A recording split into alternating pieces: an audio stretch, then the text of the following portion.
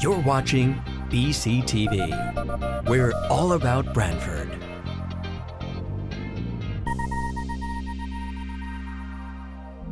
You're watching BCTV, Brantford Government Television, a service of Brantford Community Television.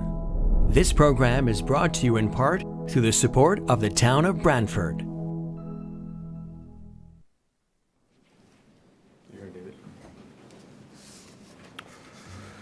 Good evening, everyone. Thank you for attending this evening's meeting. We're here today to present some of the updated strategies and the process for the Route 146 Corridor Management Plan. My name is David Elder. I'm the project manager. In a few minutes, we're going to get started. I just wanted to take care of a couple of logistics, please. If there is an emergency, there are fire exits at both ends of the back room, down the stairs, out to the front of the building. If someone appears to have a cardiac event, there is an AED machine outside these doors right by the elevator. With that, we have a short presentation for you here tonight, followed by a question and answer period. And before we get started, I'd like to thank the Brantford Fire Department and the town of Brantford for allowing us to use the space. It's a beautiful space, so thank you very much.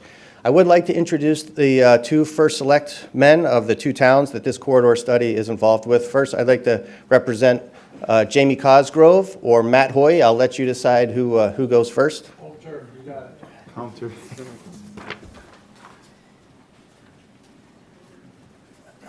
Well, on behalf of the town, I just want to welcome all of you here today. I remember when this project was first starting off, I think we met in this room, and there was a lot of interest and participation. So it's great to see that participation has carried through this process. I know it's been a pretty long process, but it's very important. You may recall, those who were here, this project really not only connects our two towns, but it really connects their two probably most precious assets that we have, our town greens, right? It goes from Brantford Town Green to Guilford's Town Green. And in many ways, the road, Route 146, defines our communities. It defines the villages it goes through, and it defines the environmental, the ecology that we have in this area. And it's very important that we maintain it. So I just want to, on behalf of the town, well, first of all, look forward to hearing these strategies and hearing them presented. I want to thank all of those who participated, whether it was filling out a survey, getting together with neighbors, giving up different ideas, putting those forward, and certainly the committee, the volunteers that served on this, attending these working group meetings on behalf of our respective towns. Your service is truly appreciated. And, from here, we know we have a number of issues we need to address around this Route 146. Both respective towns have heard of, there's identified projects. And in any way we can do that in a collaborative effort, myself and Selectman Hoy certainly will continue to carry on those efforts. So once again, welcome, and I'll turn it over to Selectman Hoy. Thank you. Thank you. Thank you, Jamie. And you're not supposed to follow a good speaker because you don't have anything left to say when somebody covers most of the topics. But thank you very much for allowing us all to participate in this process. It was several months ago that I think we were together at the community center in Guilford. And what I heard that night was a lot of optimism about the way the process was going. My hope is tonight we all walk out with that same feeling, that things are going in the right direction, the things we want to be considered, the things that we want to be protected, and the things that we want to happen will be covered in some form or fashion this evening so that we can walk out of here thinking we're going in the right direction. At the end of the day, that's what we all want. So I want to thank all the participants who have been on the committee for the tireless work you do. That is thankless sometimes, but because you have passion, you serve. And I want to thank everyone for your attendance this evening. And please do not be offended if I get up from my chair and leave, because I have to go back to the town for a Board of Finance meeting where they're going to take a haircut to the budget. So And I don't have much left, but we'll figure it out. So thank you very much to DOT for all the efforts that you guys are doing, and please, don't be bashful. I know this audience won't be when you start to ask the questions. Thank you both very much.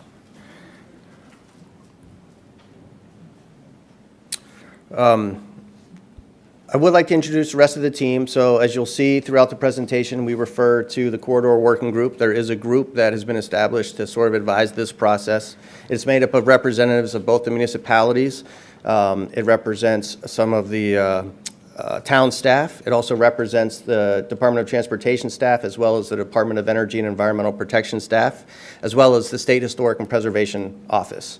So it's a well-rounded group, and you'll see that the strategies that are presented today do reflect all of the input that we've heard from the prior two public meetings. We received over 800 responses to the survey, and we think that the strategies that you're going to see tonight should reflect most of that, and obviously what we hear tonight could also change.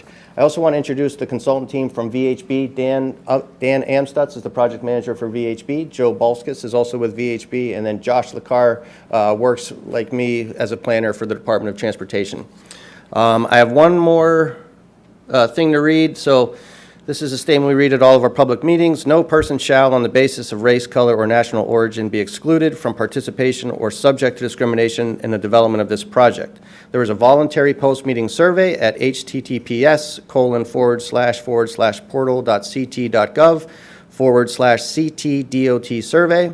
Civil rights information can be found at https://portal.ct.gov/dot/business/office- or -equity/title- Roman numeral 6-page. A recording of this presentation will be posted to YouTube after the event.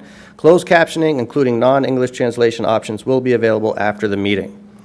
I'm going to leave this slide up for those who want to read our Title VI notice to the public. And with that, I'd like to turn it over to one of the working group members, Bob Yarrow, who's been instrumental in helping us get this far. So Bob, if you could please come up. The floor is yours. Thanks, David, and thanks to Matt and Jamie for helping to launch this whole process. More than a year ago, I guess, we got started, and they've been actively involved since then. I don't have too much to say other than to thank ConnDOT and the consultants for paying attention to all of us. And I know, from long experience with state agencies that it's not always the case, but they really have been incredibly responsive. You'll see tonight that the draft recommendations and strategies that have come out of literally hundreds of large and small meetings with individuals and groups in both towns are reflected in these recommendations. So again, I think they've done an extraordinary job. So tonight, our job is to make sure that these preliminary strategies that will be presented tonight are consistent with our own thinking about what we need to do to preserve the special character, history, heritage, environment, quality of life of this corridor. And you'll hear a lot of recommendations that have to do with public safety for bicyclists, for pedestrians, for residents, quality of life for the people who live and work in the corridor, and so forth. And then finally, we probably have all noticed that this road has been flooding more and more frequently, and there'll be recommendations to deal with flooding. One caveat in all of this, and it's been a learning experience for Carol Lee, my partner on the Scenic Roads Advisory Committee, and myself, is understanding the management planning process at ConnDOT. This process, or the plan, will guide all future actions taken by the agency. There'll be recommendations for the towns as well, not binding on the towns, but recommendations for the towns to consider. But it does not include detailed design recommendations for whatever improvements or changes might be made in the roadway. So if you're looking for this catch basin being fixed or that sidewalk being repaired and so forth, that's not going to deal with that. But it's going to create a framework for ConnDOT and for the Scenic Roads Advisory Committee and for the towns to work together to make sure that the plan is implemented in a way that's consistent with the framework that the strategies that you're going to be hearing about tonight. And I think we'll hear a little bit more about the process, but I think the goal here is to have this process completed by fall, I guess is what we're thinking, right? And certainly in this calendar year. So there'll be, I think, opportunities for additional input as we move towards completion. But again, just want to thank agency staff and the consultants here for the extraordinary commitment that they've made. And they've been here at all of these meetings. They really have been participating actively and listening, and that's the most important thing. Thanks very much. All right, look forward to tonight's conversation. Thank you.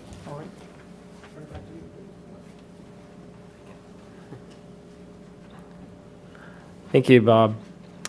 Hi, everyone. My name is Daniel Amstutz. I'm a senior transportation planner with VHB, which is the consultant that's working with the Connecticut DOT on this project.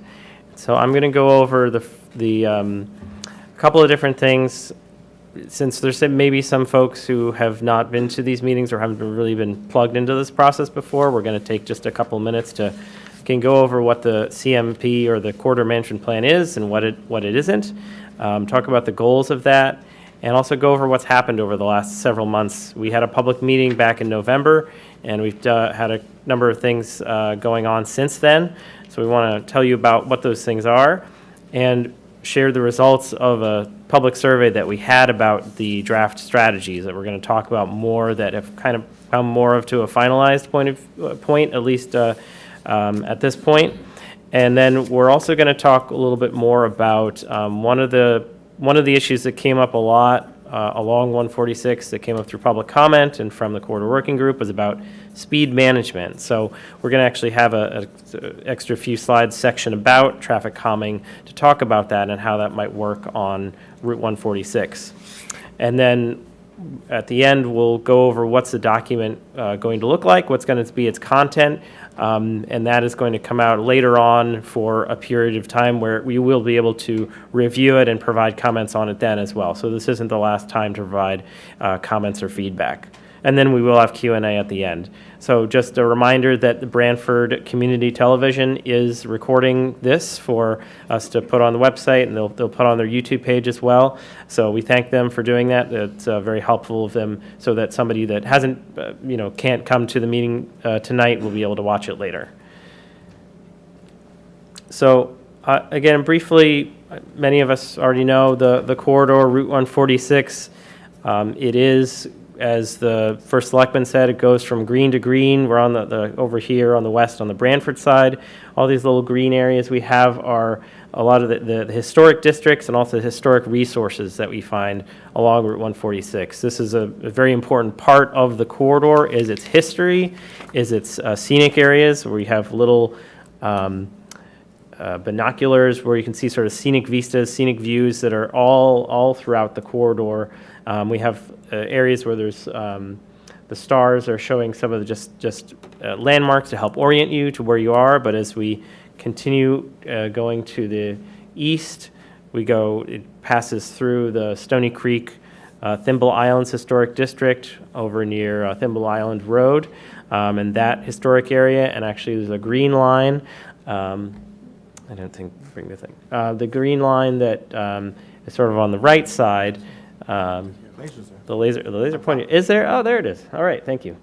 So the green line here, it starts around here. This is actually Route 146 has its own historic district that runs basically right along the corridor from the Stony Creek Historic District all the way over to Guilford, to the Guilford Green, which also has its own National Historic District and its own local historic districts as well. So that was one of the major themes, of course, was the history, the scenic nature of the road, that it's a really special road that people find, and whether you're walking or biking or driving along it, that's a really important part of the story of Route 146.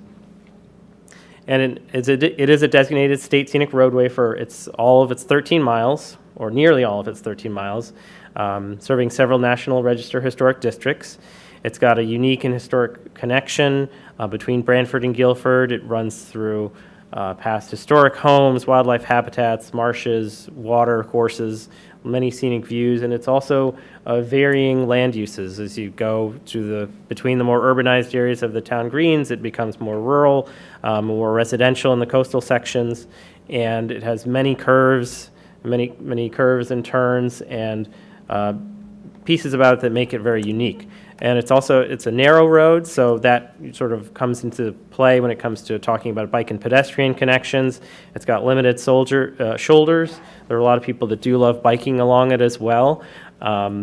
And it parallels the Amtrak high-speed railroad, which is significant in terms of the underpasses that are challenging to get through and under, and that also result in flooding incidents as well. So what we're doing with the corridor management plan is different from a typical Connecticut DOT corridor study. It's really more of a bigger picture document that looks more holistically about the roadway and the land that the road actually runs through and how these things interact with one another. These unique qualities when it goes over a bridge or a water course, or you can see a scenic view from it, all these really add up to a very unique and special experience of the road. And the idea of the corridor management plan is to focus on those things and say, how can future transportation improvements enhance this and minimize any impact, negative impacts to that scenic and historic nature.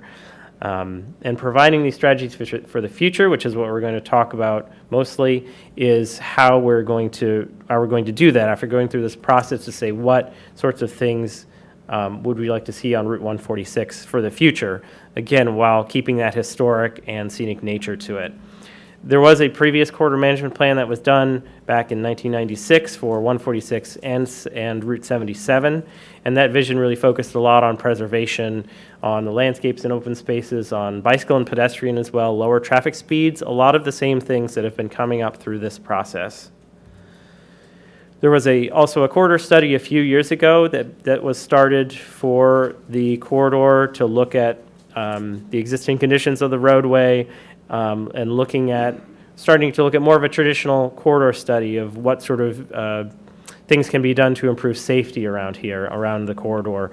But a more comprehensive review of the corridor was requested as part of, again, going towards this corridor management plan, and this is where the Connecticut DOT moved to do this more comprehensive and bigger picture study with these goals in mind around increasing safety, again, extensive community involvement, protecting those natural and cultural resources that are important, bike and pedestrian access, looking at flooding we know is a major issue, and with sea level rise coming up 20 inches in the next 30 years, how do we prepare better for that while also preserving the intrinsic and environmental qualities that make it really special.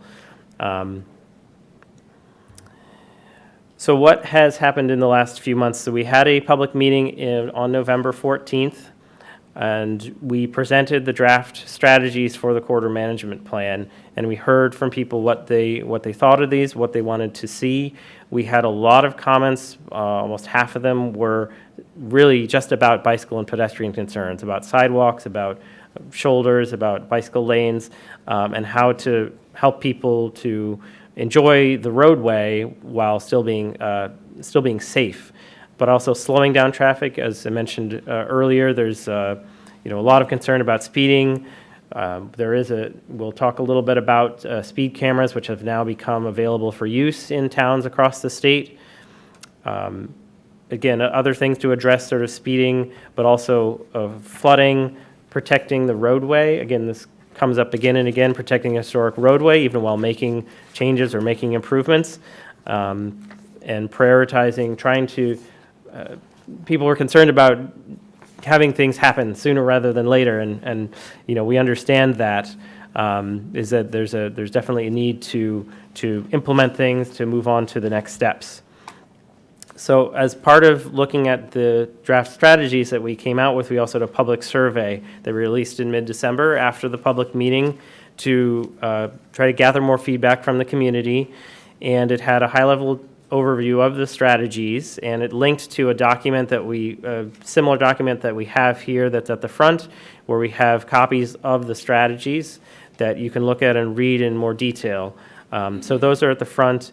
And we allowed people to make comments on each of those strategy areas so that they could see not just on one not just on one strategy or on sort of the whole strategy, but everything that was there. And so we had over 200 people that individually responded to it, and that resulted in, because people could comment on every single one of the strategies, over 800 individual comments that we went through as well. We actually have a copy of all of those public comments here. We just have a few copies of it if anybody is interested to see all of those. But overall, what we read when we read through them, we saw that there was a lot of support of the strategies, support for, again, moving ahead to move to the next step, encouraging something sooner rather than later, and that bicycle and pedestrian access and safety received really the most comments out of all of them.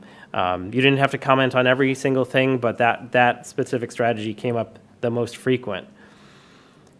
We also met with the corridor working group, as David talked about earlier, that we've been meeting with them before in 2023, and we've met with them 2 more times in the past few months to review this public engagement, to review the comments that came in from the public survey, and also to look more closely at the strategies based on the comments that we'd received and start to refine those more down to more of a final version is what we'll talk about in just a second, and also to talk about the outline for the document. So again, these were, we're trying to finalize these to put into the document itself. We met with the corridor working group in order to do that, to talk about them, to look at the public comments we'd received, and consider new strategies for the document. We didn't see any need to take any out that were from there. We didn't, but there was really a need to add some additional ones based on the comments that we'd received. And so I'm going to go over that in a little more detail over the next couple of minutes, but we made some, since we did hear a lot about speed management and speed issues, we made some significant updates to that theme. So each of the strategies themes is under 7 different themes, and each of them has more explanation when we go into the document to talk about, well, what's the context here? How does this affect Route 146? And so we provided a lot more information. If you look in the document that we have over here. More on the speed limits. There are the speed limit in Brantford and Guilford are different. They're both on 146, but they are a little bit lower in Brantford than they are in Guilford. So we provide some information about that, and also more about the traffic calming, which again we'll also talk about a little bit later. And actually, as we were going through this process and doing the public survey, the Connecticut DOT had updated their guidance and released guidance on the automated speed enforcement, and provided guidance on this at the beginning of the year. So we included much more information about that for the towns if they would wish to move ahead with that, how they might do that. So we also recognize that we've talked a lot about how this is more of a higher level plan that doesn't necessarily specify where improvements would be made, but there was certain intersections, it is a 13-mile corridor, but a lot of the same intersections, a lot of the same places kept coming up as saying these are issues that should be looked at, or these are priorities that should be looked at, I should say. And so we called out some of those within the intersection location section of the strategies that will go into the plan. And we're also noted that there is a traffic study that the town of Guilford is doing around their green, which also includes Route 146. And one of the intersections there at Whitfield Street is one of the ones that's part of that traffic study. So there are things that are also moving on that will be part of the 146 corridor management plan. There were some updates that we made to some of the other strategies, and then we added 2 new ones after, again, more discussion with the corridor working group and through the public comments for a section at the end we have called environmental and historic preservation. And I'll talk about that in just a few minutes. So this goes through the different strategies. I won't read through the text of each one, but this one looks at reviewing flooding areas, looking at the evacuation routes. We heard about, and we continue to hear about issues with flooding that happens during tides, and issues about when being able to have enough information for when you get onto the road, are you going to run into an area that is flooded? And is there a way to provide better communication about flooding when it does occur, and how you can avoid it farther in advance of, when we might get stuck and you might have to turn all the way around. So that was something that came up, but we built further into the strategies. It's also, covered more by this A2 one. But the rest of these mainly stayed the same, about identifying issues at water bridges and culverts, to look further into that, and also some strategies for the railroad underpasses, which would be much more long-term in scope to look at. But again, we need to, starting from somewhere, these are some of the main priorities that we would like to make for the corridor. Going on to bike and pedestrian safety and access, a lot of this stayed the same. We heard a lot from people, again, that this was a really important part of making Route 146 accessible to everyone, and really none of these changed. We thought they all really covered what people were saying, but there was a lot of specificity with where people wanted different improvements where they need to be made, and it's something that needs to be done into the implementation in the next stage of things. So when it comes to speed management, I've mentioned that a few times. So we have strategies about looking at the speed limits, about looking at traffic calming devices, and the automated speed enforcement are the three main things that we have here. We also added a lot more information on the existing speed limits, traffic calming, and also police speed enforcement. That's still something that's important to have happen. Although it is sort of a short-term measure, it's still something that can help affect speeds in the area. That should still be part of the toolbox of the Route 146 management plan. We heard a bit about, this is roadside safety and specifically about barrier protection. So like the rails, or the W-beam or the box beam rails that you may see along the side of the road that help keep people on the road. And, understanding that the shiny steel rail or metal rail is not necessarily in kind with the historic nature of the road. And so we got a lot of support for either the box beam rail and the cable guide rail of steel posts, or alternatives that are approved by Connecticut DOT to put on roadways as well, where there are places where they can do it. So, and there's and any other alternative guide rail products that may come up. So those didn't change from the comments, but again, received support from there. As I mentioned, we heard a lot about different intersections that people would like to see looked at for different sightline issues, looking at especially crossings for pedestrians and being able to do that safely, and also to slow speeds as they come into these intersections so that it is a safer situation. So again, we've added a list of specific intersection locations that were identified, whether in public comment, in the public meetings, or from the corridor working group. And then looking at maintenance, these again are very similar to the ones that we had previously, where we're looking at how we can maintain the corridor better, understand where the right-of-way lines are, looking at maintenance enhancements, and making sure that if there are any historic features or environmental features along the roadway, we should note that since it is a state scenic highway, there is already state legislation and regulations that do protect the road, or try to minimize any, if they're widening or other changes that may be proposed, there is a specific process to go through that. So there are protections in place if that does come up.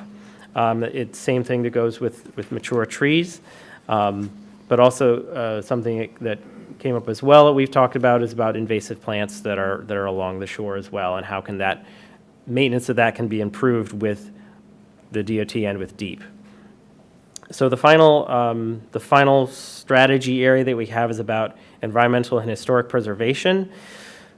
So and these are really more of outside of the right of way, essentially. So the corridor management plan, while it is along a roadway. It looks at, again, more of the sort of expanded nature of the roadway, what you can see, why it's special, how is it scenic. It's not simply just the road itself, but also the way it interacts with the community and with the land that's around it. So there is, we have a strategy that the towns may want to consider looking at, other ways that they can use zoning or other regulations to protect the roadway. That would be something that the towns would need to look at more closely. There is also a Scenic Roads Advisory Committee in the towns of Brantford and Guilford that, was started as part of the, with the 1996 corridor management plan and looking at implementing and being an advocate of that, that this corridor or this advisory committee could continue to be that on the local level to keep, advocating for the corridor, teaching people about it, and advocating for implementation of the strategies here. So the new ones that we have added are more specific to enhancing the intrinsic qualities of the roadway, so expanding its attractiveness, increasing the awareness of it as a scenic highway. As people may be driving around, they don't realize that it is, a really special scenic highway. And also to collaborate with the DEEP and the towns and also the Land Conservation Trust. As I mentioned, there's the land that goes along the road as well is an important part of the roadway character as it is. And, the Conservation Trusts are looking at preserving those key open spaces that do help and enhance that as well. So that's important to, to work with them on that. So I do want to turn it over now to my colleague Joe Valskis, who's going to talk more about traffic calming and speed management for the corridor. Thanks, Dan.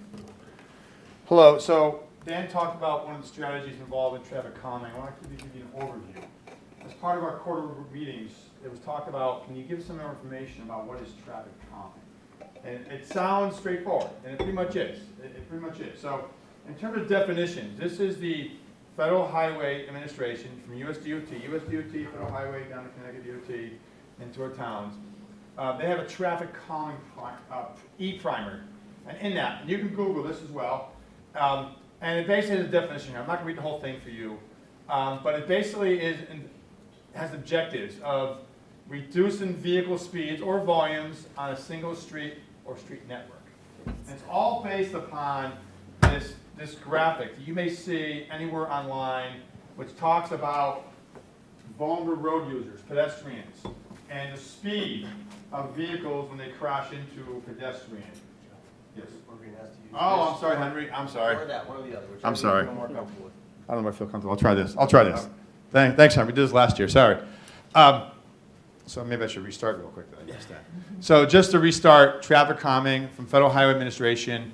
There is an e-primer, we're calling it. It was put together with the Institute of Transportation Engineers, an industry association of professionals like me involved with the traffic engineering industry. And it's a traffic calming book that gives you some examples. But the bottom line is it's regarding speeds. It's regarding vehicles impacting pedestrians or bicyclists. And obviously, the higher the speed, the greater chance of not surviving. So the whole point here is to reduce those speeds. So traffic calming is that. Calm the traffic down, speeds, through various measures I'll describe, but get those speeds down to a level so that it's safer for a pedestrian if they were involved with a crash. So you can Google that obviously as well. It's the e-primer on traffic calming. And exactly what is that? It's got these various factors involved with how they can reduce speeds, but the goal here is reduce speed, enhance the street environment. So it's for vehicles and pedestrians. We call them vulnerable road users, pedestrians, bicyclists, micromobility. Enhance the street environment. That's what traffic calming does. How does it do that? Vertical deflections. Okay, we've all been in shopping centers and there's speed bumps. We call them in the shopping center, slow you down. Some are very aggressive. There's those. Something that vertically deflects your vehicle to force that vehicle speed down. Horizontal shifts. Maybe there's some curves. All right, when you go around a curve, you slow down. Maybe narrowing the road. All right, maybe we narrow the road. As part of your peripheral vision as you're a driver. If you've been through a tunnel, like Heroes Tunnel, you drive through a tunnel in Connecticut, you naturally have a tendency to slow down. That's just your body's natural reaction to it. Reducing cut-through traffic is another one. Closures, completely closing the road. Maybe not Route 146, obviously. These are strategies, but these are ways that you can look at reducing the speed of your vehicles and enhancing the street environment. And there's some examples over here and over on the left-hand side, too. I'll point this out. But in this e-primer, there's different modules, and they have different measures, and this is one of the parts. And this is one of these is a lateral shift, just shifting the road. Curving road, chicane, realigning the intersection, a small modern roundabout. Okay, roundabouts are taking place now. There's more roundabouts now in Connecticut. That's another way of doing it. Maybe even mini roundabouts. These are some common measures that we are promulgated by the Federal Highway Administration. E-primer. Other ones, a full-blown roundabout, a bigger roundabout. We have one up here on Route 1, a new roundabout. We have that one. Speed hump. They talk about speed hump. Now, we're not calling them speed bumps. We call them speed humps. They're a little bigger on a roadway. They're bigger. They're not your shopping center short ones, very aggressive.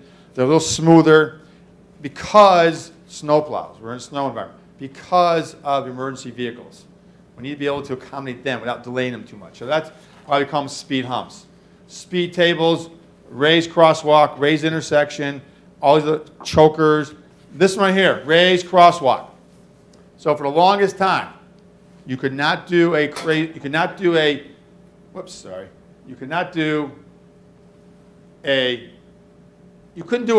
deflection of the road at State Highway.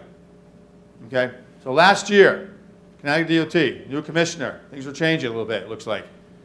We have a raised crosswalk on a state highway in New Haven, in front of the school. It's a pilot, and it's working out very well. It's in the news. You can Google that as well. It's in the news. There's a picture right here, right in front of Nathan Hale School, I think it is. I was there, actually. I should know that. But it's working. It's working. It's reducing speeds. Now, you can't use these in high-speed roads, okay? There's criteria that, as engineers, we have to fulfill to make sure we can do it. But in this instance, it appears to be working. The point being is that we may be seeing more of these once they have it. I'm not saying Route 146 is going to have these. I'm saying these are our strategies that we could be looking at in the future. But now it's a possibility. Now it's a possibility. Okay? More of these here, more measures. A median island, like in Madison. Route 1 in Madison has implemented this a few years ago, a median. That helps. That helps. That helps without seeing a sea of pavement as you're driving. You have a more confined area, a parked vehicle, a median, a vegetated median. That helps induce a reduction in speed and calms the road, gives you a better street environment. On-street parking, believe it or not, does work. On-street parking is a traffic calming measure. It really is.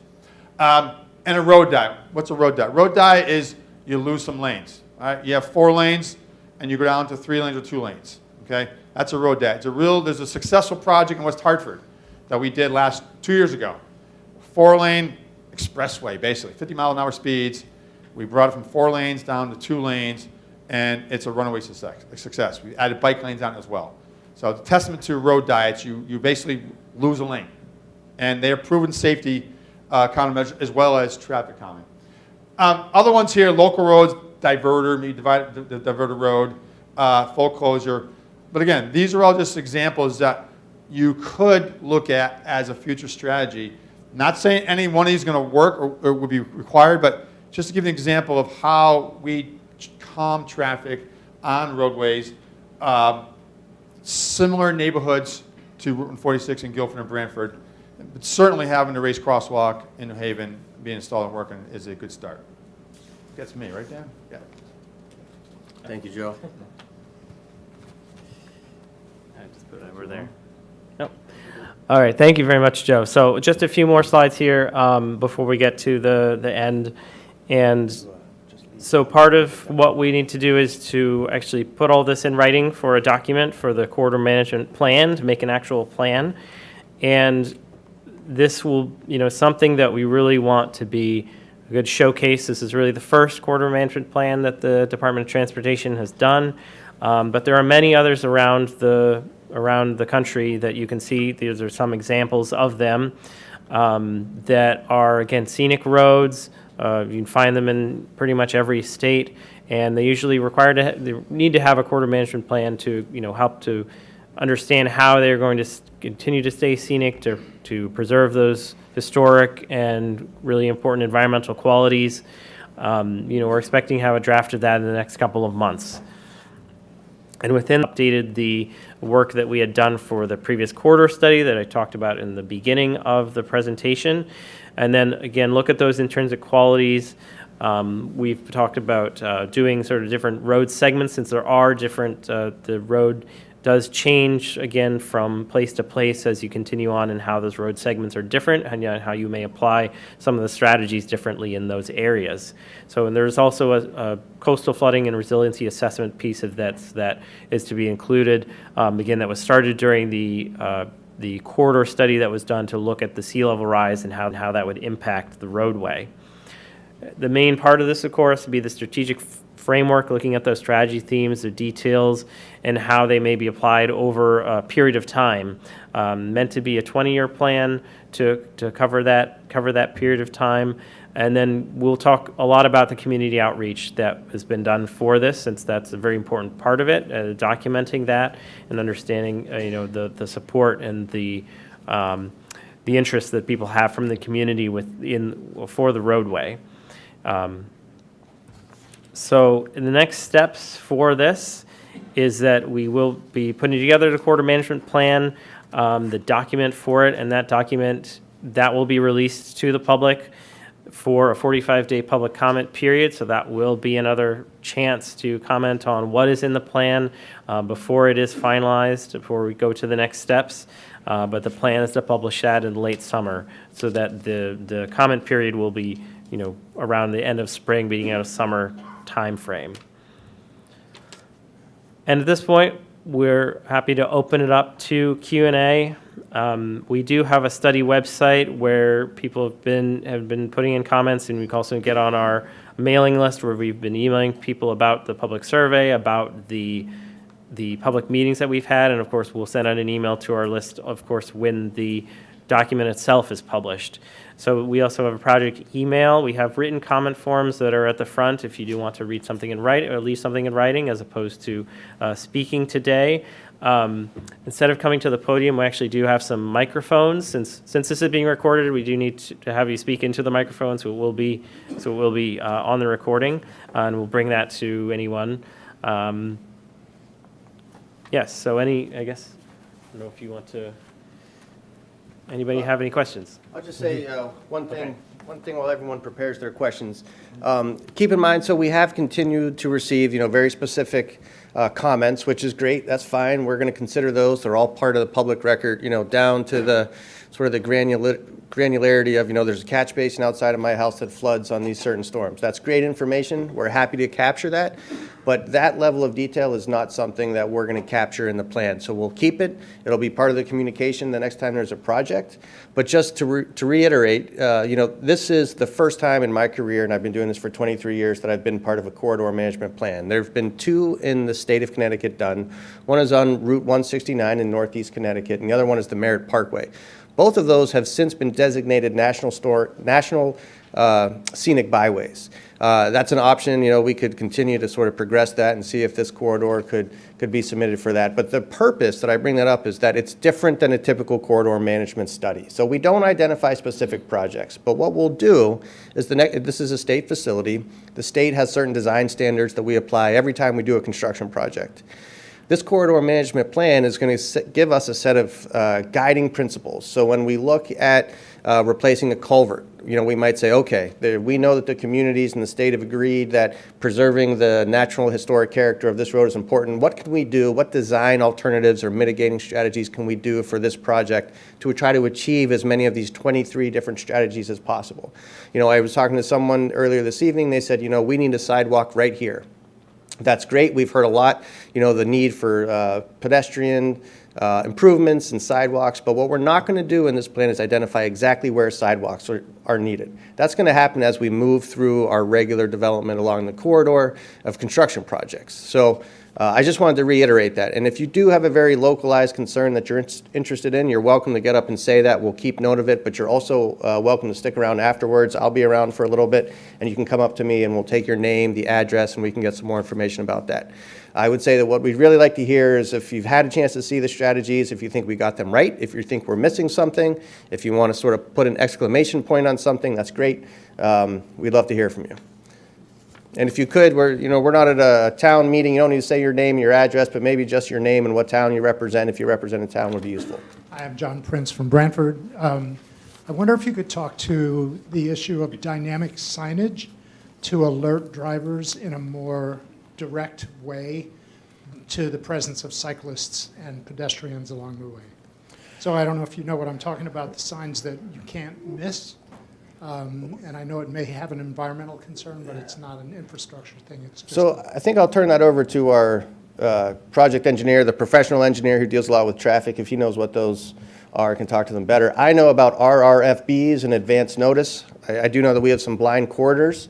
The state does now have a program for, probably get this acronym wrong, retro-reflective flashing beacons. Rapid. Reflected, rectangular rapid flashing beacons, yes. And what those are, you've probably seen them on the greenways where the cyclist can press a button and it will start to flash.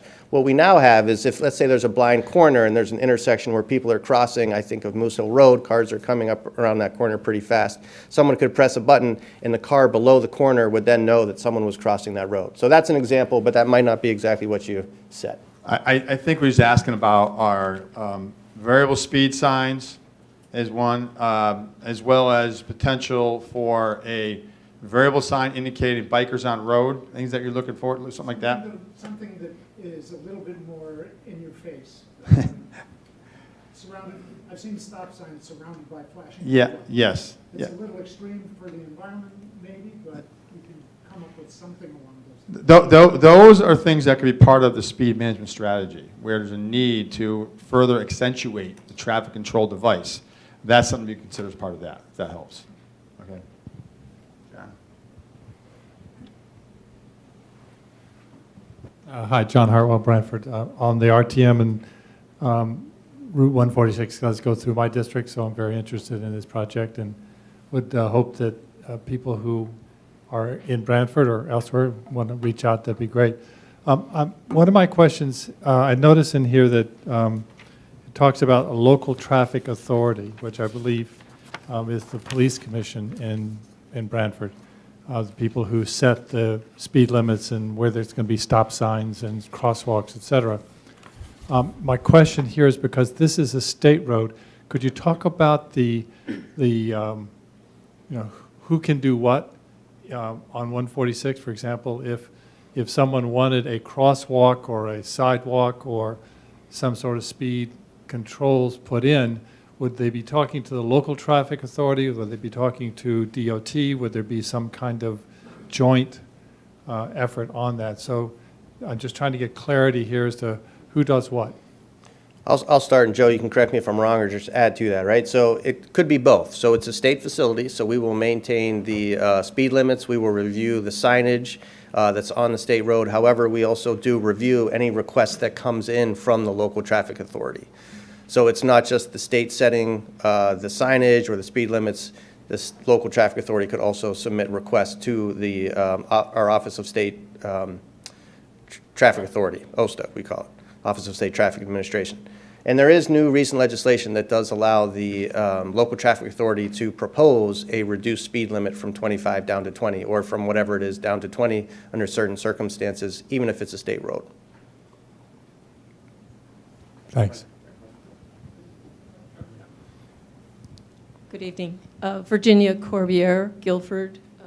And I have, of course, a list of questions. You've answered some of them. Thank you very much. I want to be sure that, first of all, that the public is very clearly notified. I wouldn't have known about this public meeting if it hadn't been for the Guilford town engineer. Thank you, Janice. And in any case, it hasn't made the headlines in any of our local newspapers. I mean, I know the issue of newspapers is a difficult one these days, and we don't have great sources for local information. But I would be interested to know all of the ways in which the public is going to become involved in this project, not just now at the first level of planning, but also throughout the project. In my experience, projects that are this large often have work changes that have to go on, unforeseen issues that come up, and oftentimes those have to be evaluated. Even the availability of materials can sometimes make a big difference. And I'd like to know how and where and when the public will be constantly kept in mind in the process, in the NEPA process of this. And NEPA raises another issue for me. In looking at the scenic byways, what I noticed is that the compliance in the list that you provided, or the one I saw, the only compliance concerns seem to be about signage. And I'm wondering about the federal regulations, since this particular project will both directly and indirectly affect federally regulated resources, for example, under our wetlands preservation regulations, also, of course, our National Historic Preservation regulations, and to say nothing of, you mentioned culverts, the Clean Water Act. So all of it will have an enormous impact. And I'd like to know exactly what kind of expertise is being called upon. So I see that you have a civil engineering firm, but do you have a cultural resources firm that will be evaluating the ways in which, I'm thinking immediately of those fabulous bridges that are the railroad bridges, that are brownstone bridges. But if the right kind of cement, for example, isn't used in working on them, you're essentially choosing demolition because they could be destroyed. They would be destroyed eventually, not immediately, but eventually. So there are subtleties and expertise really required for almost every aspect of this road. And when we talk about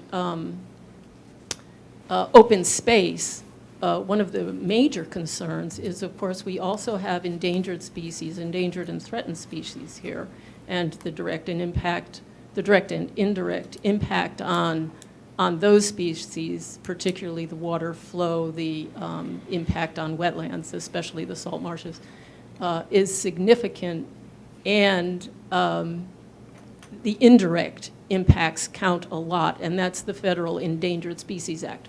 So I haven't seen or heard too much about federal regulation. And I'm also wondering, have you applied for any grants, any mitigation grants? Who's paying for this? I think that probably does it. Yeah. Joe, Josh, you want to grab the microphone for the next question? There's a couple of questions there, so I'm going to start. So first of all, this public involvement process is following our typical planning process, but to a much greater extent. So we have a very large distribution list, an email list that we have been using to disseminate when we're having the public meetings. We have been contacting the towns. We've been asking everyone who's a member of the corridor working group member to send it out to their all of the folks that are on their boards and their commissions. We also have blasted out on the website every email address we have, which is consistent with our planning studies, only in this case we have a much bigger outreach. As we move forward, we also have a state public involvement plan. So when we have the document complete, which should be hopefully soon, I would hope in the next 2 months, then that's going to trigger our next public informational or public involvement planning process, which you've heard the reference to a 45-day public comment period. So once this process has culminated into that document is then going to be published on our website. That's going to start a 45-day public comment period. We will also put a press release in the newspaper, a newspaper having local circulation. We will still distribute it to all of those channels that were made available to tonight, so everyone that showed up here and is watching online was made available. That is our typical planning process. We're going to continue to do that. At the end of that 45-day comment period, after we've received all the comments on the draft plan, we will have a final plan that will become the end of the planning process. So there is no project right now that would trigger NEPA or SEPA. So there is no evaluation right now of any federal resource agencies or oversight because we're not constructing anything with this plan. We are not putting a shovel in the ground with this plan, so there is no project. So any project that would happen after this would follow a typical NEPA or SEPA process, which, for those of you who don't know, is the National Environmental Protection Act and the Connecticut Environmental Protection Act. So both of those come with a lengthy process that we would follow in either case, but we don't have any projects that are going to come from this plan. So you're 20 steps ahead of us, but I'm glad you're thinking about it. We all are too on the corridor working group, but we don't have any projects right now that would trigger any of those. And then those would all come with subject matter experts too and the Federal Resource Agency, and we would prepare either a SEPA or a NEPA document, whichever is appropriate, and it would go through the normal process that we follow for all of our projects. This is a planning process, so it doesn't trigger either one of those. If I could just comment on that, my understanding of NEPA, thanks. My understanding of NEPA is that it does involve pre-screening and planning. It's Code of Federal Regulations 1501.2, in case you're interested. It's about early participation, and the reason for early participation is in order to avoid irreparable mistakes that Yes, could be and made. you're referring to screening alternatives, and that is considered the planning process in both SEPA and NEPA. We are not screening any alternatives.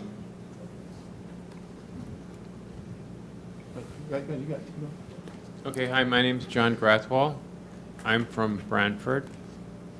And I had a separate question, but it turns out it's a bit of an add-on question.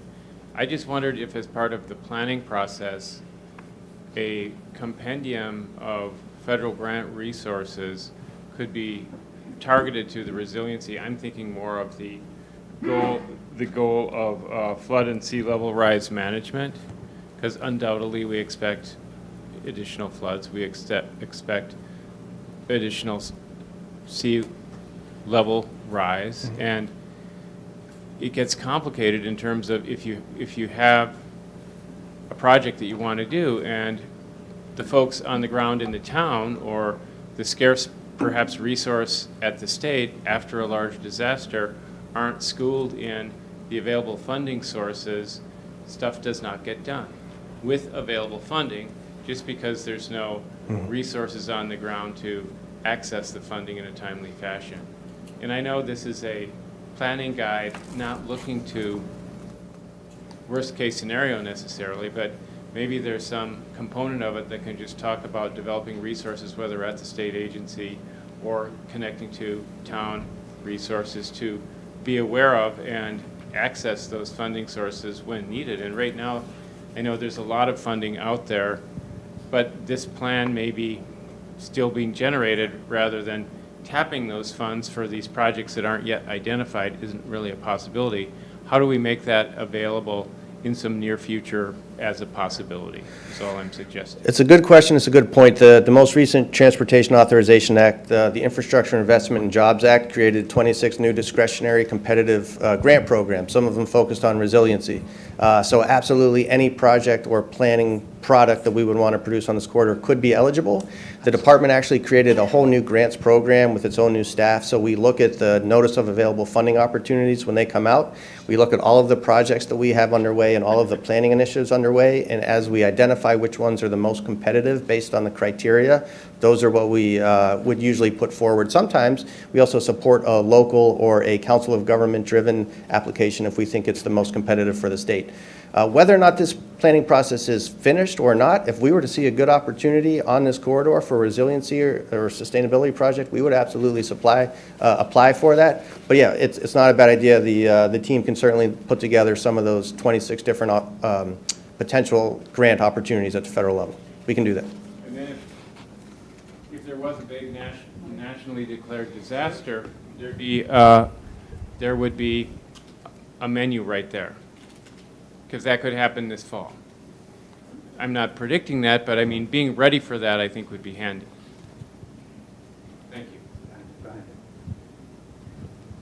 My name is Lauren Brown. I live in Brantford. First, I want to thank you for what I think is a very thoughtful, clear process that you've been through, accommodating many divergent goals and including a lot of public input. But I have two questions unrelated. The first one has to do with G4. Collaborate with DEEP, towns of Guilford and Brantford, and Guilford and Brantford Land Conservation Trusts on preservation of key open spaces along Route 146. Can you elaborate on that a little more? Any specifics? So that one in particular, G4, right? It's the last one, yeah, last page. Page 15. Yeah, so, well, this is that's a good question, and it brings me to a point. So the corridor work, the Department of Transportation, who I represent, we are responsible and we have jurisdiction over the right-of-way. The right-of-way is sometimes curb to curb. In this case, it goes a little bit beyond the curb in some places. We don't have jurisdiction beyond that right-of-way. Right. But one of the comments we heard a lot is that there's invasive species outside of the right-of-way. They'd like to see the cutting of those.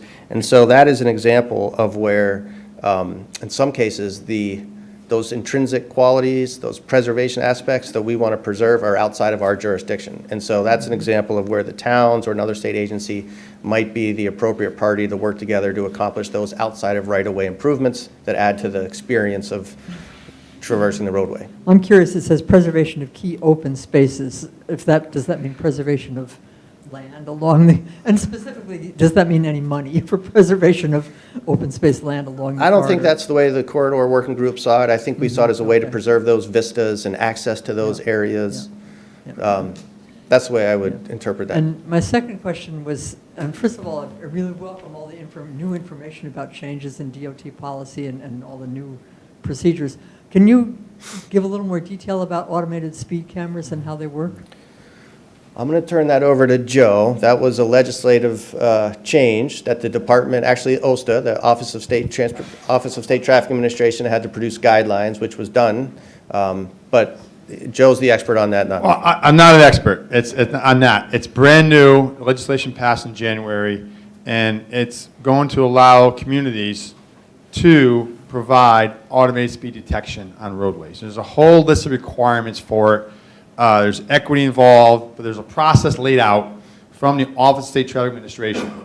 And the local traffic authorities are aware of that, and the towns are aware of that, and there's even training for it. But it basically allows a community, potentially, to basically record the speeds and enforce the speeds automatically, okay? And the technology such as a camera, and it sends a ticket to the person in the mail, and doesn't count against your license, per se, but that's kind of what it is. It's automated speed. So instead of a police officer doing enforcement, it's a machine, computer, AI, whatever it's going to be. That's what it is. And Connecticut legislation now allows that to happen.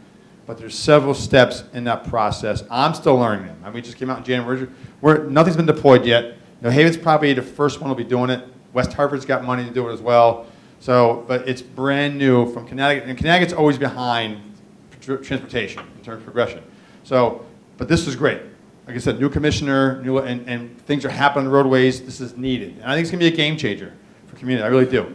But yes, that is a possibility here in Brantford and in Guilford. It's up to the town to do that. The town, and there's a whole process, public information means like this, in order to do something like that. So, but yes, that is a possibility. That's why it's on one of our strategies too. Okay? That's a possibility.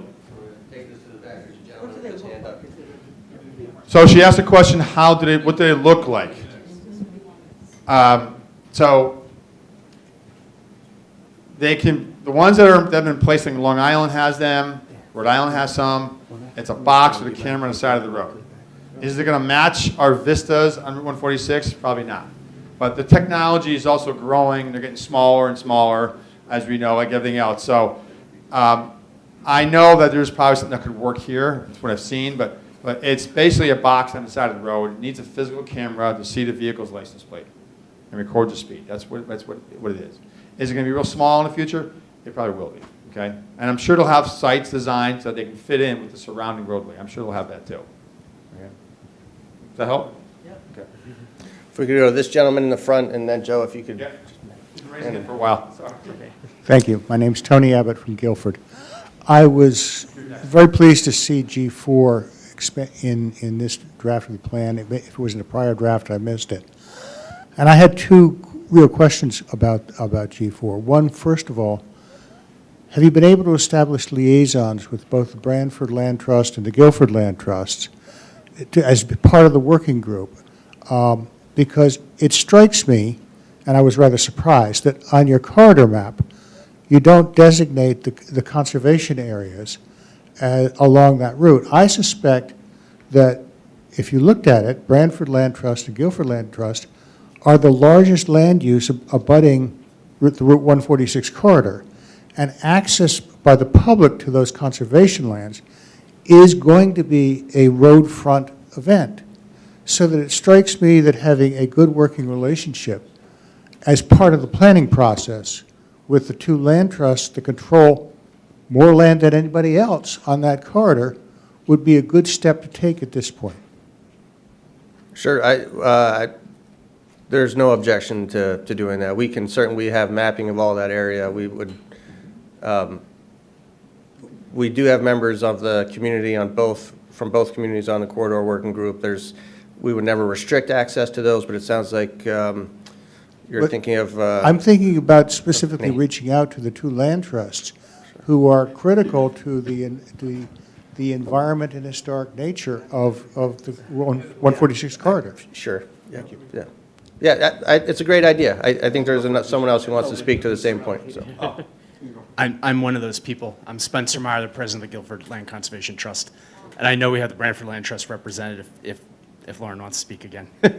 And we have been participating in this process from the very beginning. We're not formally on the committee, but this is probably the third one of these meetings I've been to, and I've submitted numerous comments and spoken to the team indirectly. So we are probably one of the top few largest landowners along the corridor, so you're right about that for sure.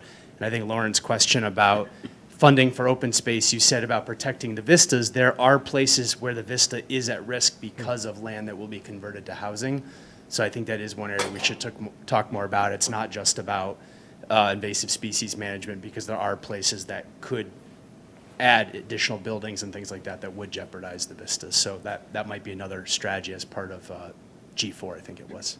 But anyway, we're here. We've been listening and paying attention and providing input, and also just want to say thank you for all the leadership throughout this process. Yeah, no, thank you very much for being here. And I will say, when it came to G, there was a lot of debate, actually, about even having a G, because this project did really start about being Route 146. It's a state facility, and the corridor working group probably spent 2 whole meetings trying to determine how far off the corridor, how many people do we want to invite into the process, and how much responsibility do we want to assign to other people. I think we came to the conclusion that both communities, the state, and other state agencies all do have a role, so that's how G showed up. I think by all means we're willing to consider adding to G if we think that there needs to be more specificity in G and what other folks can do. As the state agency, we're always very careful. We don't want to, our rights of way goes through all of 169 municipalities. We're very sensitive to the impacts that our projects have and our roadways have on those states, and we certainly don't want to go any further than we need to. So in this case, it's a little bit different. We have the option to work with the municipalities and the nonprofits. So we're happy to discuss it at the corridor working group. Hello. I'm Steve Wolfson. I'm a resident of Guilford. Where's the other microphone? And checking my email, I just checked my email, and it's almost precisely a year ago that I pointed out that traffic coming around the curve at Moose Hill and 146 westbound are blind. And this is a real hazard. It was actually April 25th, 2023, when I pointed this out, and I was assured that action would be taken, but none has been taken. So I didn't hear everything you said. I had a tough time hearing you, but if I understand you correctly, you brought something to our attention at the last public meeting a year ago, and nothing has happened. I'll try it again, No. and I'll speak louder. Almost exactly a year ago, at this meeting, April 25th, 2023, I pointed out that westbound traffic coming around the curve at the intersection of Moose Hill and 146 are blind, and they are a real potential hazard. I was assured that action has been taken. None has. So we have identified that intersection. It's in the plan as one of our priority areas, but I can tell you that the department had no intention of taking on a project at an intersection before the completion of this process. Yeah, and just real quick, add to that, we did, on our bus tour, we did go to that intersection, and we observed that as well, and we noted that, and that's why in our strategies, we updated our strategies to account for situations like that. So we didn't have an improvement, as David said, we're not doing improvements, but we updated our strategies to incorporate locations such as Moose Hill Road, where we saw those conditions happening.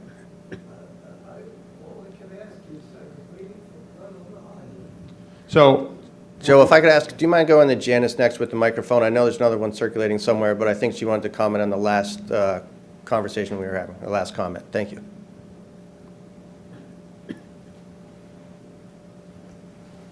I just wanted to comment about the fact that in the study now we have the G4 and the mention of the land trust.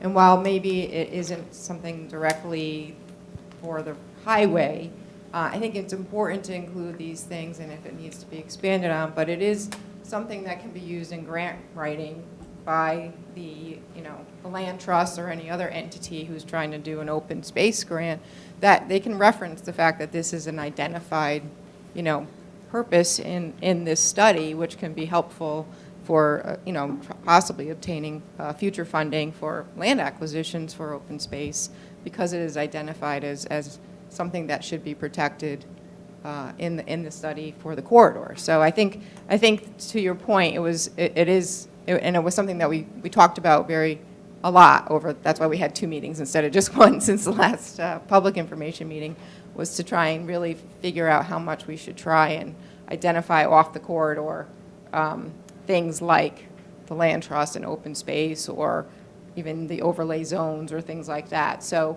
but while it may not be something we will specifically do as, in the corridor study or through some funding through the federal or state highway for the highway, it's something that might be able to be referenced in future grants. Thank you.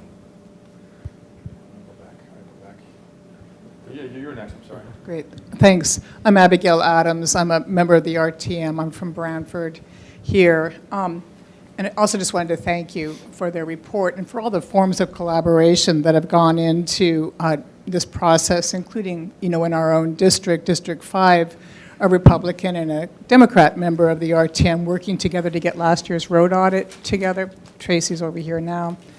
I also I'm glad that our new commissioner of the Department of Transportation is unfortunately a member of a club that no one wants to be a member of, which is how many people in this room on bikes hit by a car, right?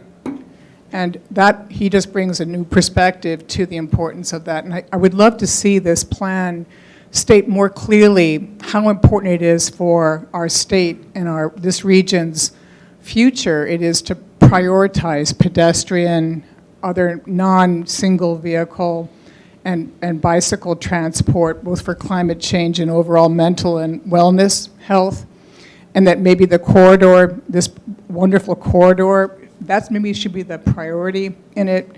So I add that. And I also don't want to go granular, South Monowese, but I do want to, I would love to see language in the sidewalk and pedestrian and bicycle section there that sets us a priority, installing sidewalks in sections which just seem to be a no-brainer, but there aren't any, South Monowese, but where the absence is baffling, for example, densely residential, or sections that lead to very popular fields and parks used by kids, so that families aren't getting into their cars for safety reasons. That's already taken care of, right there.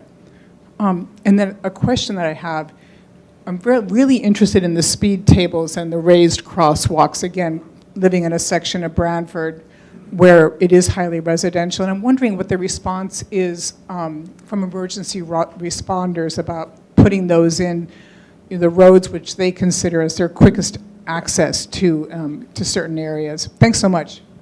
Thank you. I can respond real quick. So, then we'll go back there. So I described the speed hump, speed bump design, if you will. So yes, that's always a conflict between health and safety. I always said I can never argue against a fire chief and a police chief. Police chief has a gun, fire department has the health and safety. So that's always an issue whenever we're doing traffic calming, especially if it's on a fire route. And the context there is that how many speed humps are you doing? Is it a main fire route? We know that they can lose between 3 to 5 seconds per speed hump. We know that. It's usually about 3 seconds. Okay, so that's why design is critical. And design that's used in traffic calming throughout the country, many communities, is a standard design accepted by emergency response apparatus. They accept that there may be a little slower speed over the speed hump, but the point is that it is working in many, many communities across the country. There are some that say, no, we don't want to deal with that, but they are in use. And yes, that's always a constraint, is working with the fire chief and say, this is going to slow you down a little bit. How much? Am I doing 5 here? Probably not. Maybe 2 or 3. So there's a balance to be struck there with the street environment versus the emergency response to get to them. So thank you. Can I just clarify or just rephrase? What I'm hearing you say is that that balance has been struck. Yes. In Connecticut, where Yes. speed tables are raised. Yes, there are. Have been put up in cooperation and with maybe grudging acceptance, but acceptance. I will say they've been used in many neighborhoods throughout the state of Connecticut. I will say that. Okay. Back here, microphone back here. Then we'll get over to you. Good evening.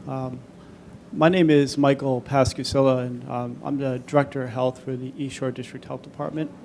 And I'm also a Guilford resident, so I'm here personally and professionally. First, let me acknowledge DOT, its consultants, all the state agencies. How's that? State agencies, Selectman Cosgrove and his team, and Selectman Hoey and his team. From a public health and safety standpoint,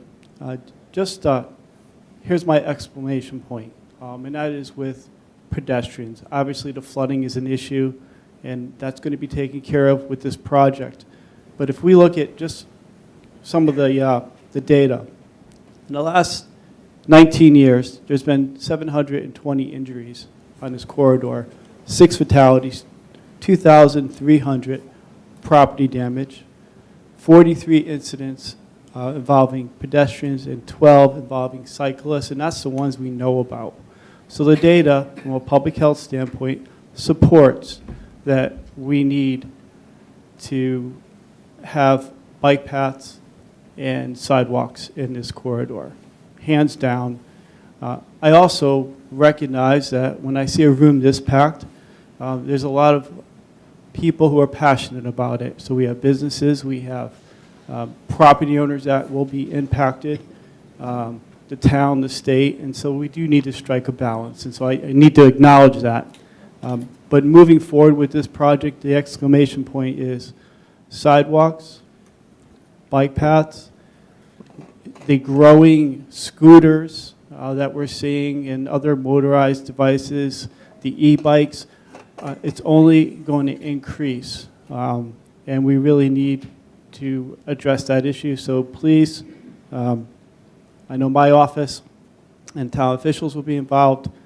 It is an absolute must moving forward for pedestrians. Yeah, Thank you. No, thank you, and I hear your exclamation point. Our commissioner, as someone already pointed out, is very much an ardent supporter of safety across the entire transportation system. We are on track to have the most deadliest year on all modes, both on the road, pedestrians and cyclists, and our commissioner is absolutely committed to changing that trend. Since we started this process, the department has one of the first in the country. It's an engineering directive that requires us to include bicycle and pedestrian infrastructure in every project that we do. There's only one exception, and that exception well, there's an exception process, but the exception can only be made by our chief engineer, and there has to be a good reason of why we cannot accommodate all of those modes for other users. And it is, we are fortunate to have the commissioner we do, who's very much, looking system-wide, and that it's unacceptable the amount of fatalities that are happening on the transportation system across the country. It's not just Connecticut, but we are trying to be ahead of the curve to the extent that we can. Hi, my name is Donna Leach. I live in Branford. I actually live on Route 146, and the traffic is horrendous, as everyone here knows. And so I'll just piggyback on the exclamation points made about the biking and pedestrians. Are you guys familiar with the Edgewood Ave in New Haven, the Edgewood Ave bike trail? What's amazing about it is the white stanchions that are in the road. They're not obtrusive, and they make the cyclists feel safer, and they make the cars slow down, because if you look at your cell phone, you'll veer into one of them and damage your car. So, I mean, I don't know if that's in the plan at all, or if you're not familiar with it, you might want to drive down Edgewood Ave in New Haven. It's really a really nice bicycle path, safe. I'm gonna defer to Joe on that. That is one of the facility types. Yeah, it's a, I actually worked on that concept, 8, 9 years ago. It's called a cycle track, and basically it's a bike highway. It's protected bike highway, it's protected from other traffic. It's called a cycle track. There's a flexible posts that are a buffer between the cycle track itself and the traffic. And is that appropriate here? I don't know. But the bottom line is that the studies do show that separating that bike lane from traffic is like a 50% reduction in bike injury. So that's the point, having a buffer between on a higher, and that's one-way roads too in some sections. So that's why we chose going with the buffer and the flexible posts. Hi, am I next? Yeah, you're next. I'm sorry. Can you hear me? Oh. My name is Kathy. I'm from Branford, and I also came to talk about, pedestrians and sidewalks. And my question is, I know this is going to come down the road, and I know this is a big thing on your agenda. And I appreciate everything you guys are doing. You're doing an amazing job. But I'd like to know, maybe when it comes down the road, what you're going to do about the whole sidewalk issue. But South Montaukese, I live on South Montaukese, and this area from, the fork in the road to Limewood Avenue, it's unique in that it's very populated. It's very populated, but also very curvy, and in many spots there's no shoulder. And it's busy because a lot of people, we have like 5 restaurants in this one area. And then we also have this beautiful new sidewalk that they put by the beach, and people want to access and walk on that, but there's no parking. You also have the marina, and people come without cars, and they want to walk to the restaurants. And, also as a driver, I'm terrified driving in there in the summer because there's so many people biking and hiking, jogging and walking, where there's no shoulder. They're in the street. So it's a big concern. And I actually did, some research with numbers. And this year alone, there's been already 21 fatalities for pedestrians in the state of Connecticut. And since 2011, it's actually more than doubled. I think there in 2022, if you count pedestrian and bicycle, there's been 80 deaths in the state of Connecticut, I believe, from some of the reports I looked at online. So I appreciate everything you're doing, and I think this report is fantastic. But what happens down the road when it comes time to actually, start doing these projects?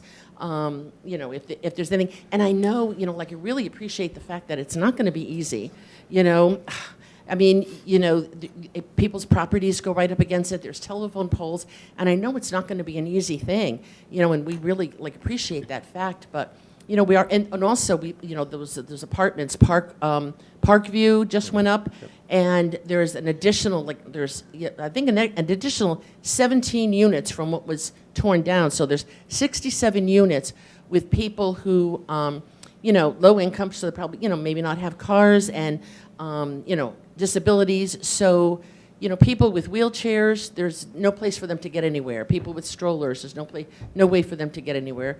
So, I really appreciate you considering all these things, and I know you're really on it, and, just that's just one of my concerns, and other people as well, I guess. And I So think- thank you for listening. I really appreciate that you give us the opportunity to voice our thoughts. No, you're very welcome, and thank you for offering that comment. I think that section of roadway is the same that we did do the road safety audit in last year.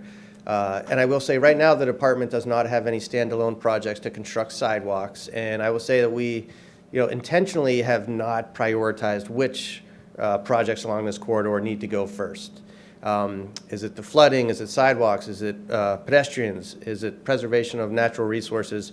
And we wanted to get through this process first, because as a state road, as a piece of infrastructure, it's going to require improvement over time. So in 5 years from now, or in a year from now, it could be we're looking at that section of road for, the utilities are coming through with some work, and it creates an opportunity. At that time, we're going to use all of the strategies and objectives in this plan to say, what of these objectives can we use and can we apply to this particular project? And that's the purpose of the plan. But we have intentionally stayed away. We have a large working group from trying to prioritize what comes next, because we don't have a crystal ball, and the road will need maintenance and it will need improvement over time. And so at each time that occurs, we're going to have an opportunity to pick off some of these projects that we can. And in addition to that, we're also not blind to the fact that we work with both towns on a daily basis. We have a number of grant programs, and we work with the towns all the time. If either the state or the municipality have funding and they think a sidewalk is necessary, they have the means to do it, we're absolutely going to work on that particular section of roadway. But we have intentionally stayed away from prioritizing what comes first until we can complete this process. Hi, I'm Janet McClure. I live in Guilford. It's my opinion that Route 146 is not wide enough for bikes. It's really, really dangerous. And I just don't see how you can make it safe. And you can't widen it. You've got 4 underpasses that are not stretchable. And it's private property on both sides, the whole length of it. But that being said, people are not going to stop riding their bikes on it. So the only thing to do is slow the traffic down. And I think the only thing that works is hit people in their pocketbooks, ticket them. In Woodstock, Vermont, they have a very low speed limit downtown, and they ticket you for going 2 miles an hour above it. Everybody knows it. Everybody drives slowly, except the tourists, and they're kind of like a fundraiser for the town. And it works. If you make people pay, they will slow down.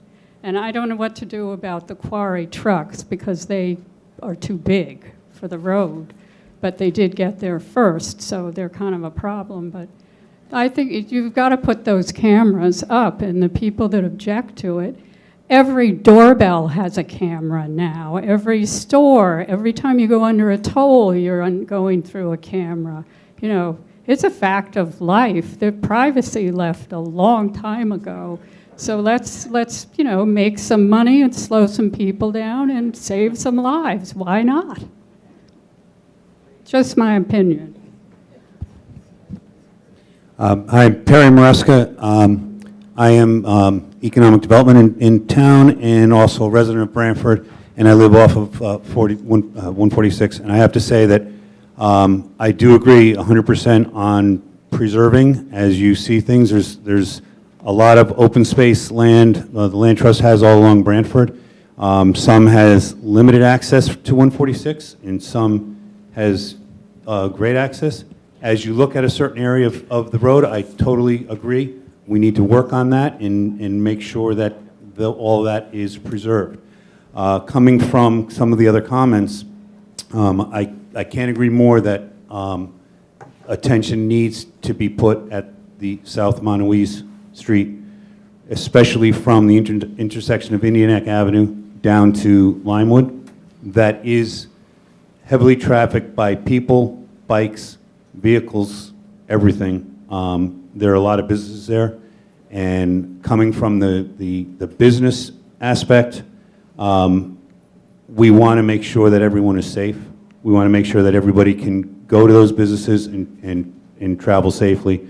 There's areas there, especially, again, someone had mentioned the new apartments that were built. I just came out of Sliney Field this afternoon and thought the exact same thing. We need safer sidewalks here going down by the Elks. Those are all activities that happen and that bring people. So if we're doing anything and we're setting priorities, these are one of the things you want to keep an eye on for that purpose.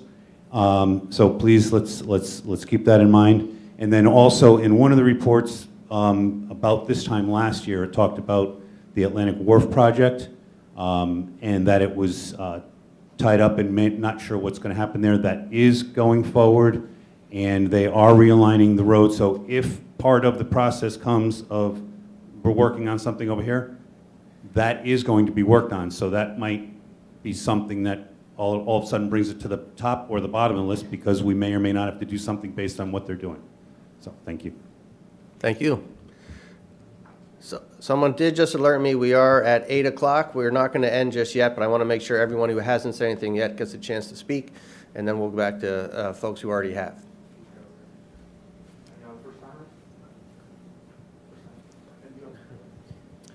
Tracy Everson, Brantford Town Representative. I'm here with some of my colleagues from the same district, District 5, which goes right into Route 140, goes right through 146.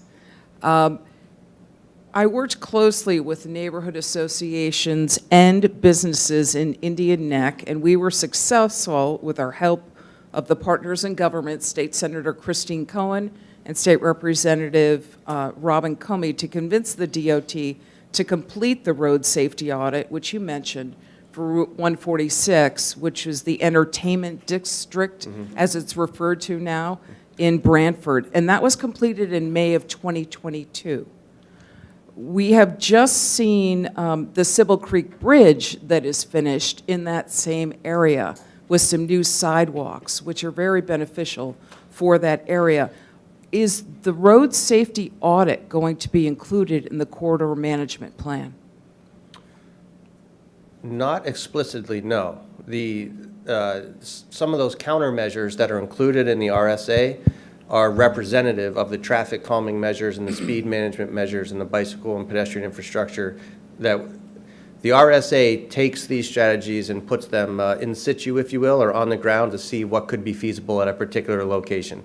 And that's one of the things, as Joe was going through the traffic calming toolbox, you know, that toolbox has hundreds of different countermeasures that could be installed, but every one of those has to be, has to fit the right application. The RSA does that to a different degree. So the RSA actually went through the corridor and identified which of those countermeasures could work in that particular location.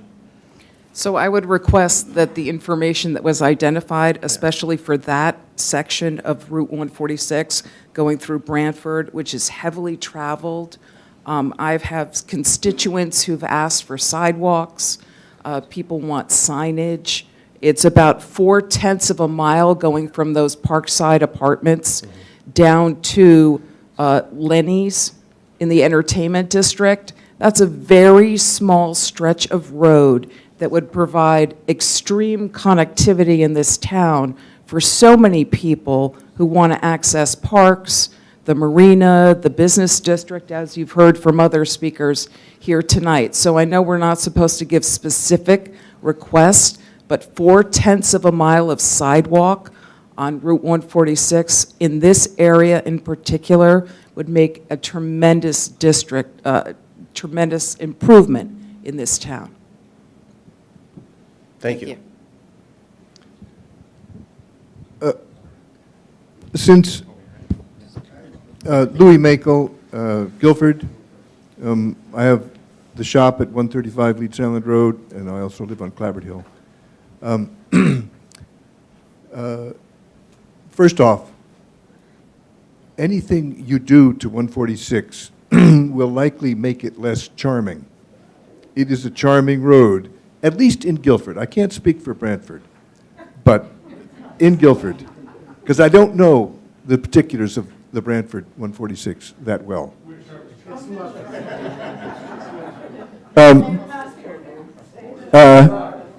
And so I can easily imagine flood mitigation, et cetera, happening in the parts of the road I know, which will raise the scale or the impact of the road on the environment immediate to it. And I just urge caution about, say, at the Crabbing Sluice, building a bridge that is going to open all of that up, because the scale will jump up, and the speed also will jump up unless you can stop it with gizmos. The other thing, there's a lot of other things, but the other thing on my mind is, can the road not be 10 foot wide instead of 11 foot wide?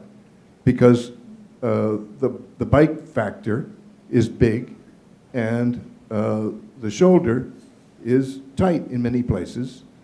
And I know that it is a truck route, etc., and that those are supposed to be 11 feet. But this is a unique truck route, obviously, and the shoulder, if it were a foot wider, would help a lot to providing some kind of safety. There's also then, of course, the maintenance of the shoulder. There should be a shoulder czar for 146 who pays particular attention to just that, because there's encroachment of dirt onto the shoulder in many places. A good one is at Medlands, where there is essentially no road beyond the white line. So the bike person coming up that little hill or going down it is essentially in the main traffic lane. That's about it. All right, just thank you. One quick, I think it's important, you actually hit the nail right on the head as to why we're here. So you're right, the road is going to require improvement and maintenance over time. And that is what created the initiative of why we're all here. So how can we do that in such a way that we don't increase speeds and we don't, negatively impact the intrinsic and present and very documented real historic qualities of the road and make it a place of historic significance. So that's exactly why we're here. We're working through that process. I think we've come a long way from where we started. And then the other question about the 10-foot lanes, that has been brought up before. The corridor working group did look into it. We did talk to our folks in the Division of Traffic. We do have delivery vehicles on this corridor as well as quarry trucks. In both cases, those mirrors stick out 10 foot 6 inches. So we could not reduce down to anything less than 11 feet on this corridor. We did look at that. It's a good suggestion, but it's not one that we're blind to. My name is Donald Priest. I'm a proud resident of Branford. I live on the South Monowee stretch of road. I just wanted to make sure that people of the Planning Commission had taken into consideration that the Branford wastewater treatment facility is fed in from 146. We have trucks rolling early in the morning and dashing to make that 3 o'clock closing. And they're big, they travel fast, and they're heavy when they're coming in. Just want to make sure you guys were aware of that. No, thank you. That's a very good detail, and thank you for bringing that up.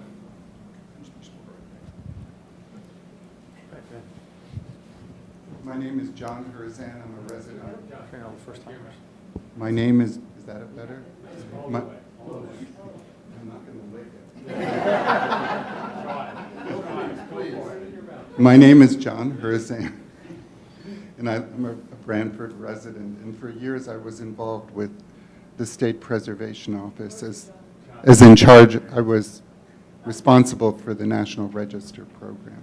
And I'm delighted to see that you've noted most, if not all, of the designations on the map. And because I had to delineate the boundaries for those areas, I was a little bit surprised with the 146 designation highlighted in a different color, because it only included the road. And the boundary for that district includes all the abutting historic buildings. And that's not reflected on your map. And if this is going to be a permanent record of the historical environment as well as the natural environment and other scenic qualities, those maps have to be accurate, because people will rely on them once the consultants are long gone to determine what's listed and what's not. And I noticed that Kathy Labadia is on your... The state has put everything on computers. I mean, you can get these boundaries accurately from the SHPO.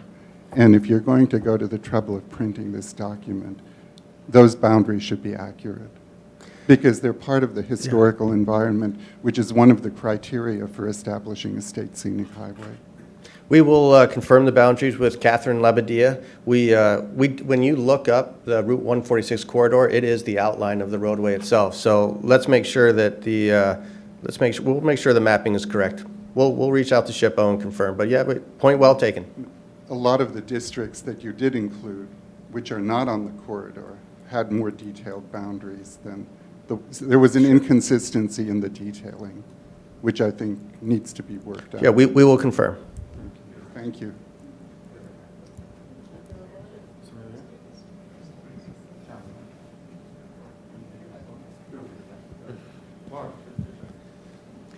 Good evening. My name is Laura Francis. I am the Deputy Director and Director of Transportation Planning at South Central Regional Council of Governments.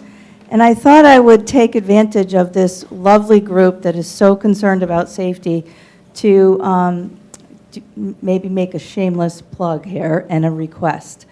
So tonight we were talking a lot about engineering and infrastructure changes and improvements that can be made to help improve safety.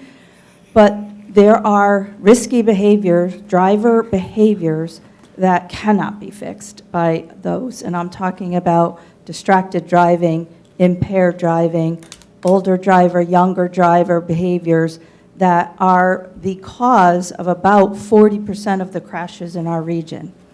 And last fiscal year, our agency received a grant to fund a full-time highway safety officer that would go in each and every one of our 15 communities to help promote and bring awareness to these risky behaviors and try to change that. Unfortunately, we have not been able to hire anyone.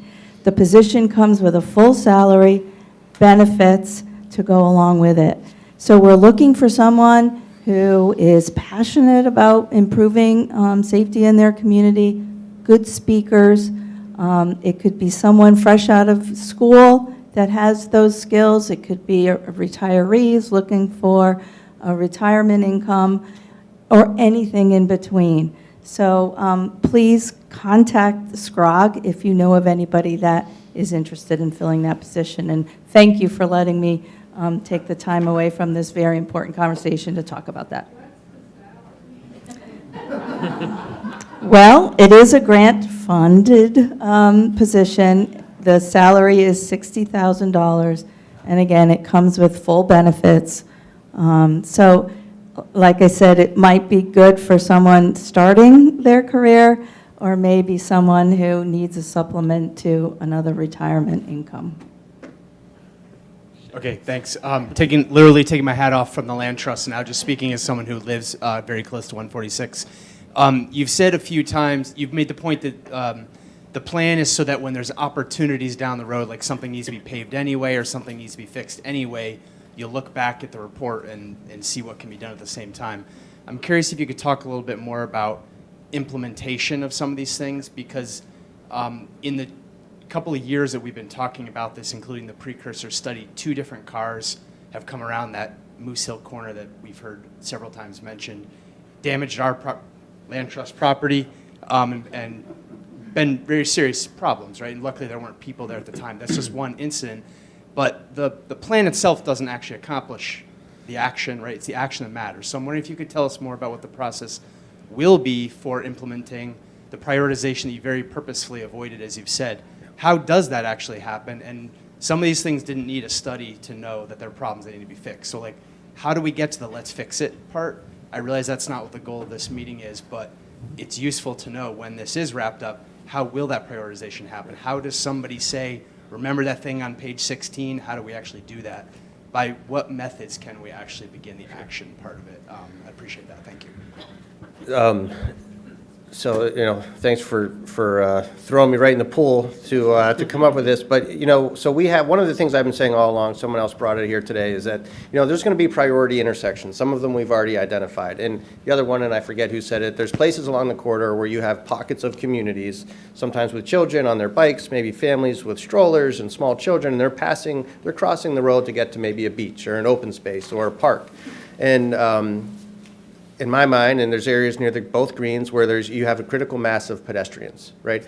I think the department right now, because of the safety and because of the number of accidents, we have many district-wide programs, we call them. So we're looking district-wide. Where can we put in a raised crosswalk across the state? And so there's a whole team of people, interdisciplinary team right now looking at where in the state could we put in one of those RRFBs that I talked about before. Where can we put in a raised crosswalk? Route 146 is going to be part of that conversation.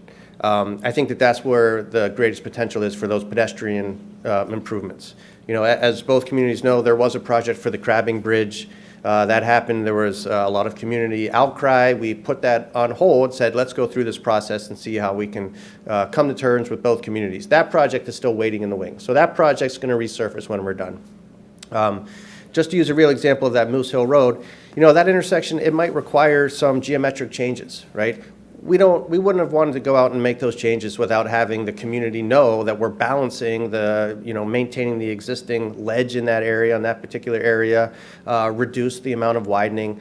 This conversation had to happen. We had to have a document that reflected all of this input before we could go out there and do that. So when this is done, we're going to start looking at the corridor. And we're going to start picking, where is it that right now we don't have any projects for the area of the entertainment district, right? There's no projects in place. But the department's always trying to build projects, right? We always want to have projects ready to go for when we have funding. So there's going to be a conversation when we're done with both communities and the department, traffic division, hydraulics and drainage, and say, what do we currently have going on in the agency within this district that could be applicable to Route 146? And what does 146 need, right? So that's the thing about transportation facilities.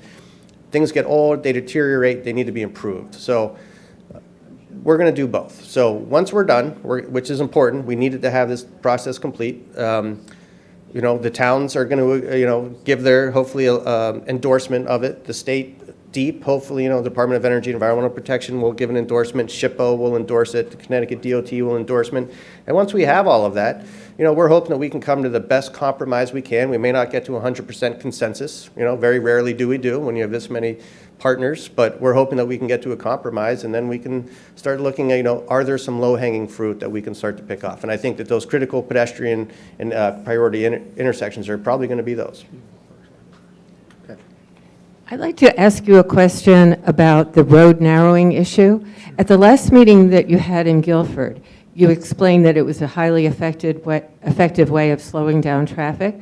So I asked the police chief about it when we had a meeting in our community. I'm a representative of the 7th District, and our community had a meeting with the police chief. And he said, yes, it's a very effective way of slowing down traffic, and where it was appropriate, he would support that. Is there any way that some of the plan could include the narrowing of the roads, whereas the ones where the trucks are, you would have wider roads? So our new standard is to go to 11-foot lanes where we can, statewide, and that's new with our commissioner. We're trying to create as much of a shoulder for cyclists as we can. I believe that there's already 11-foot. We've already reduced as much as we can on the corridor to 11 feet. If there's opportunities to reduce to 11 feet, we will the next time we come through with our standard repaving and pavement marking project. And sidewalks.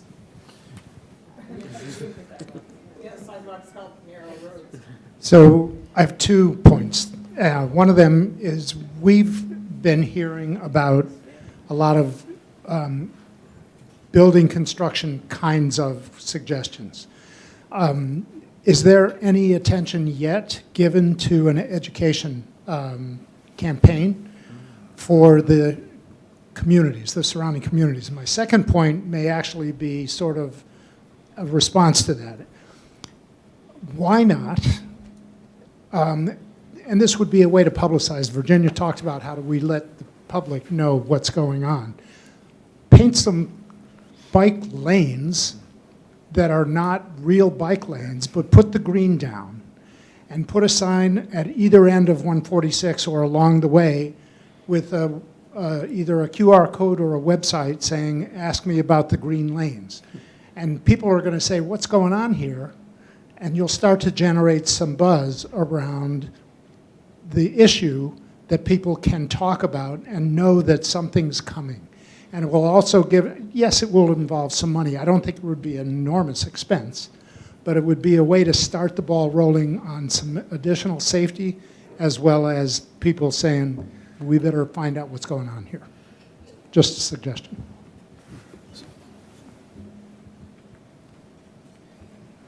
The position I just described could do that. There is a lot of materials available through the federal government and state government, canned programs, if you just have somebody out there to deploy them. Joe, go ahead. Well, from an education component, we have not specifically identified an education component. I would say things like the road safety audit process is a great tool available to bring the communities together and across the stakeholders of the community and educate folks. But I will say in terms of the actual the painting, I know there's specific times where we can and can't do that. Joe could probably speak to those better than I can. So the idea of painting, I think your idea is build and they will come, or inform them that to comment on it, and building a green lane on a road that, in order for the DOT to do that, you have to meet some requirements. And I know we have an 11-foot lane. So can you build a 2-foot or 3-foot wide green lane for a bike? And that's essentially sharing with the vehicle. So I have never seen that done. I have never seen that done. On a town road, you certainly can do it, but I've never seen it done on a state highway. Is it possible? Of course it's possible. But from a liability standpoint, I don't think I would see that happening in a lifetime in terms of just painting it down. So just to be clear, I certainly understand the idea. I absolutely understand the idea, is to bring attention to it. And maybe there's other ways to do it without sacrificing the safety of the bicyclist as well as the driver. So I do want to say one thing. A retired DOT traffic engineer told me to say this, so I'm going to say it. Is he looking for a job? So if you have a specific project, that or problem intersection, talk to your local traffic authority. The gentleman in the back that was asking about Moose Hill Road, he said, I didn't know that, thank you very much. He's left, but talk to that local traffic authority, your police chief. That's your first thing you should do as a resident if you have a traffic problem on a state highway, is do that. Do that first. Start that process first, and then go from there. The LTA can then talk to the DOT about the OSTA, that we have an issue, a complaint, blah, blah, blah. They will respond to it. The DOT is responding. How? I don't know, but they will respond to those issues. That I do know is happening. The second thing is also funding. A lot of these issues you're talking about that we heard can be funded. That goes to your local representative, may go to Laura at SCROG, may go to DOT for funding for an actual project. This will set the stage for a lot of that. But if you have something that's immediate, that's something you can do. Let's take 2 more questions, and then if we'll stick around for anyone who wants to stick around and talk further. Hi, I'm Barbara. I live in Brantford, but I own property on Moose Hill Road. And to that gentleman's concern, going west, there's a straightaway. People are on 146 going 50, 60 miles an hour. By the time you make that little slight curve, you're at Moose Hill Road. Maybe there's something you could do about that straightaway that would slow people down before Moose Hill Road.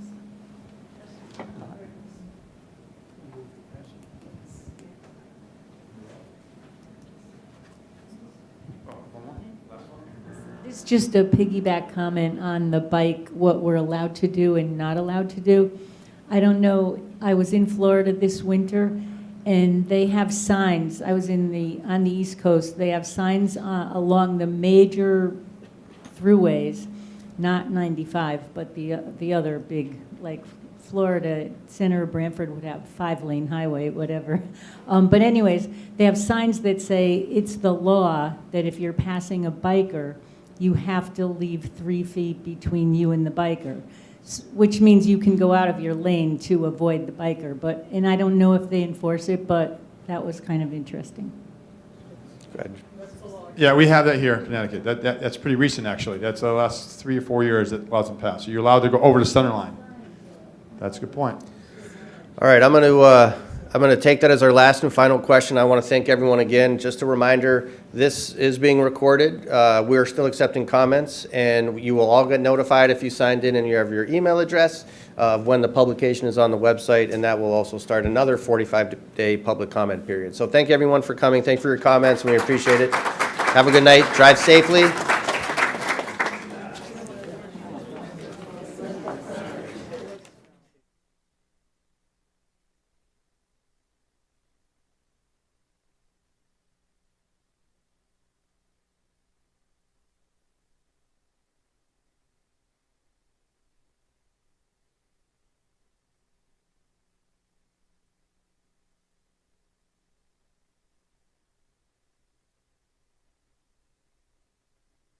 This program was brought to you in part through the support of the Town of Brantford.